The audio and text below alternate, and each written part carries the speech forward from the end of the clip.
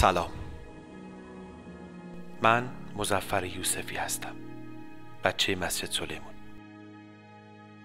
توی کوچه پس کوچه های محلی نفتون بزرگ شدم.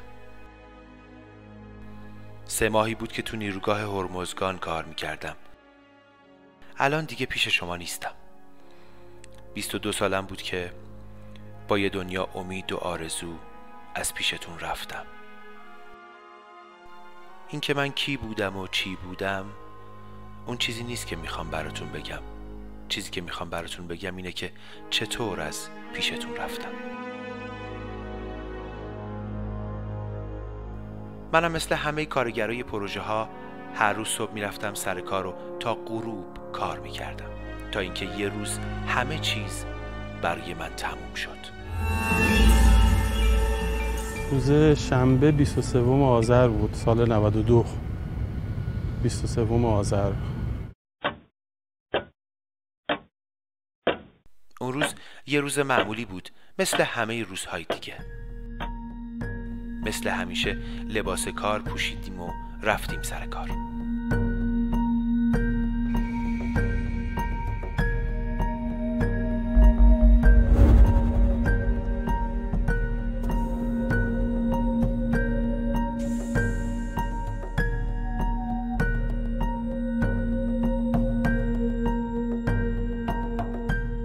ساعت 5-6 دقیقه به 7 ما شروع کردیم به تول باکس میتینگ های روزانه‌ای که داشتیم و یه احساس رو داشتیم که اون روزم یه روزی مثل روزهای عادیه. قبل از شروع کار مسئول HSE کلی برامون حرف زد. راستش انقدر این حرفا رو شنیده بودیم که به نظرمون تکراری می اومد. همتون اکثرا کار کردین، کارهای خطرات کاریتون هم خوب میدونین. خواهشاً بچه‌های داربستبندتون اول بسم الله اول کار حتما داربستا تخته ها رو کامل چک کنن، مهارا رو کامل چک کنن. جپای کاری کاملا مهار شده باشه تا بچه‌ها همکارای دیگه‌تون بتونن راحت روی این تخته ها قدم بذارن. خواهش میکنم بچه‌ها هر جا که رو هر تخته قدم میذارین از ایمنیش واقعا اطمینان کامل ندارین به بچه‌های داربستبندتون خبر بدین یا به بچه‌های ایمنیتون که هستن پای کار هستن حتما خبر بدین. خیلی مهمه که جپای کاری ایمن باشه، چون دقیقاً شما 70-80% از ساعت کاریتون رو ارتفاع دارین کار میکنین. شنیده بودم سال 91 هیچ کس تو پروژه های مبنا فوت نکرده. این خیلی مهم بود و همه از این بابت خوشحال بودن.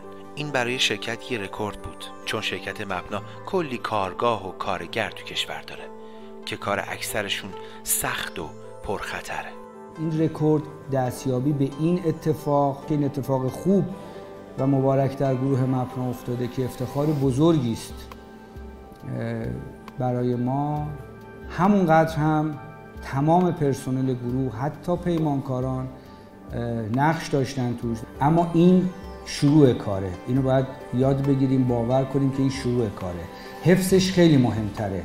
اگر نتونیم این در واقع وضعیت رو حفظ بکنیم انتظار داریم، حقم میدیم، انتظار داریم که این اتفاقی که افتاده رو به حساب شانس و اقبال بذارن و همه اون برنامه‌ریزی ها و زحمات و عرق ریختن ها و فشارهایی رو که تحمل کردیم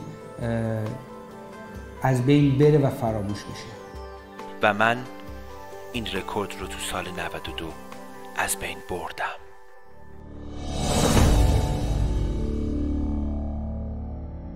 اون روز شاید ارزش واقعی اون حرفا رو درک نمی کردم.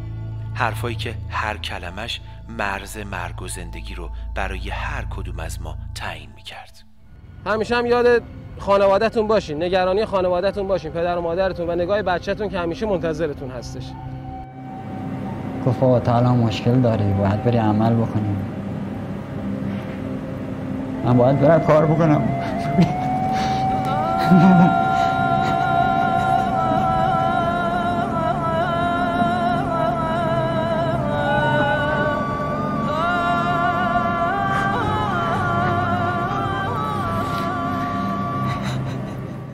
هیچ خطری رو و هیچ ریسکی رو خواهش میکنم قبول نفرمایید و اگر هم شک دارین که فعالیتی میخواین انجام بدین حتما از بچه‌های ایمنی خودتون سوال بفرمایید.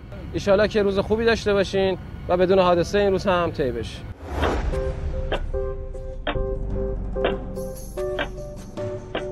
بعد از حرفای مسئول HSE هر کسی رفت سر کار خودش. مثل همیشه یه روز کاری دیگه شروع شد.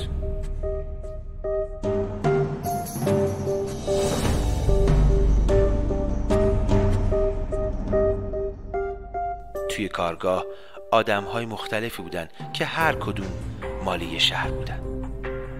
سرنوشت همه ما رو دور هم جمع کرده بود. شده بودیم یه خانواده‌ای که هر کدوم به یه دلیلی اونجا مشغول کار شده بودیم. من با یه پدر مریض و 5-6 تا خواهر برادر باید خیلی کار میکردم. اینکه چقدر کارم سخت یا پرخطر باشه اصلاً برام مهم نبود. برای من کار کردن خیلی مهم بود، چون مثل خیلی از همکارام خانواده‌ام چشم انتظار من بودن. موقعی که از سر کار از من در آواز برچه 8 آمد، من زنگ زدم یه روز قبلش، گفتم بابا نمیاد مرخصی؟ گفت نه. حالا تو نگو، تو را داره میاد، نمیخواد که ما چشم انتظارش بشینیم. بعد صبح دیدیم در اتاق خواب بودم، من در اتاق اون داشت میزد. مادرش بلند شد، گفت کیه؟ گفت ماما بگو از کجا میایی، نگو کیه. ماما تو گفتی من نمیام. گفت خواه شما میموندین پشت در تا من میامدم. گفتم اذیت نشین تا من بیام. اون روز 1-2 ساعت از شروع کار نگذشته بود که برام یه اتفاقی افتاد. یه اتفاق ساده که به خاطرش مجبور شدم برم بهداری.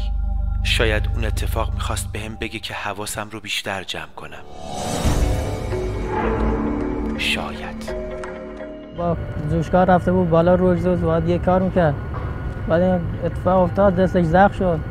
بعد از اونجا آمد پایین رفت بیداری، اینا آسمان کرد دستش. بعدم آمد فرستانش دوباره رفت رو اگزوز با جوشکاره.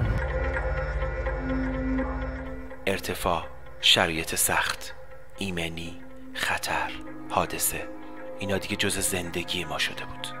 هر روز با این حرفا کارمون رو شروع میکردیم و بعد هم تموم میشد. اما راستش بعضی وقتا اونقدر غرق کار و فکرهای جور و جور میشدم که معنی این حرفا رو فراموش میکردم. یادم میرفت که فاصله آدم تا مرگ فقط اندازه 1 قدمه و من اون روز اون 1 قدم رو برداشتم.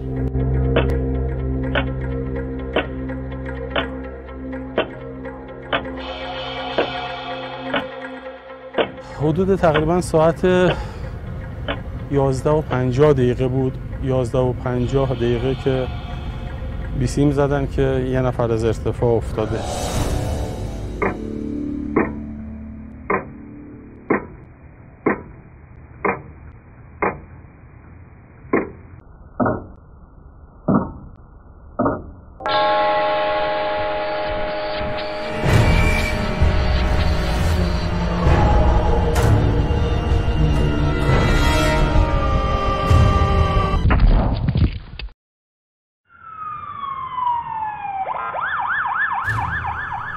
نمیدونم چی شد. همه چیز یه دفعه اتفاق افتاد. انگار زمان وایساده بود. آقا نهار بود که داشتیم میرفتیم دفتر. بعدش یکی از بچه‌ها راست با موتورش اومد و منو صدا کرد. بعد گفت که یکی از بچه‌ها قسمت اگزوز افتاد پایین.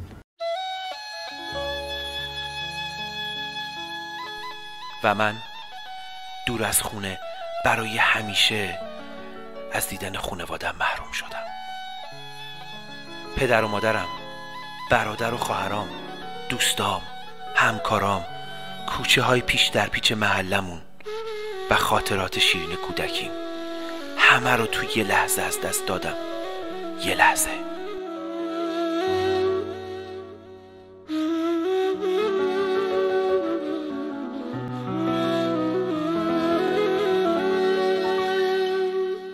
به روش بود که افتاد. به همون آقای رحمی، حالا نمیدونم کی گفته بود به پدرم زنگ نزنید چون من مشکل قلبی داشتم. میدونستن اگه مثلا من بفهمم میمیرم. خب من نمردم، موندم.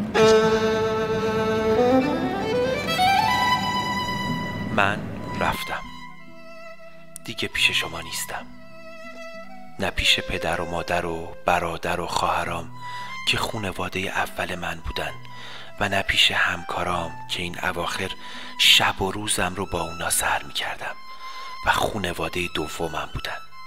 اما این سوال برام باقی موند که چرا این اتفاق افتاد؟ چرا؟ علتهای زیادی پشت این حادثه بود، ولی یکی از مهمترین علتهاش این بود که سرعت کار باعث شد که اون شاکله HSE از دست ما در بره و ما نتونیم تو شرایطی که باید بهتر کار میکردیم، باید بیشتر بازرسیامون بیشتر میشد. تعداد نفرات طی 4 ماه 5 برابر شد، در صورتی که نفرات HSE ما به این تعداد رشد نداشت. اینو من یکی از دلایل اصلی این قضیه میدونم.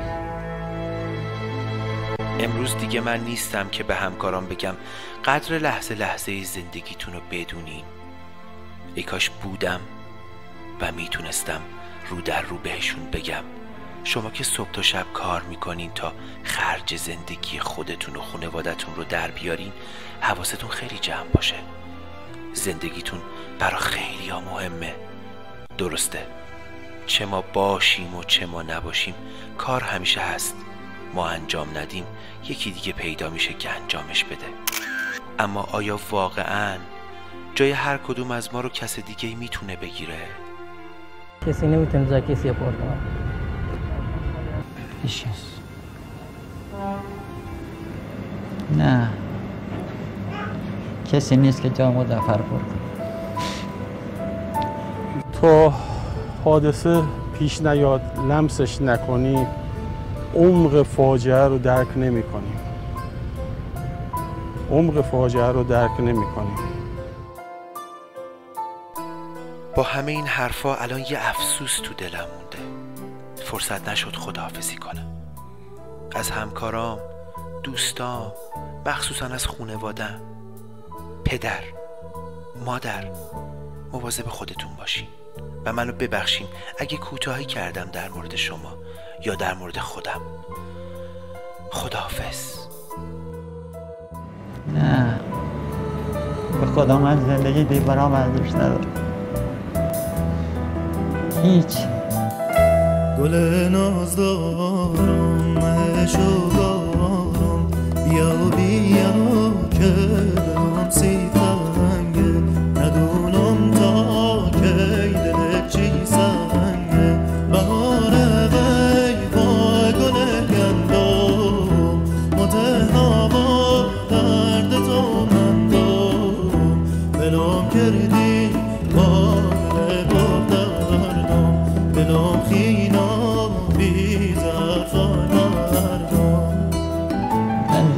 الان دیگه میگن زنده یعنی چی؟ اون تا 2-3 تا دختر دارم برای اونا میسوزم. الان به خدا یه ساعت هم نمیمانه بعد مظفر خودمو میکشتم.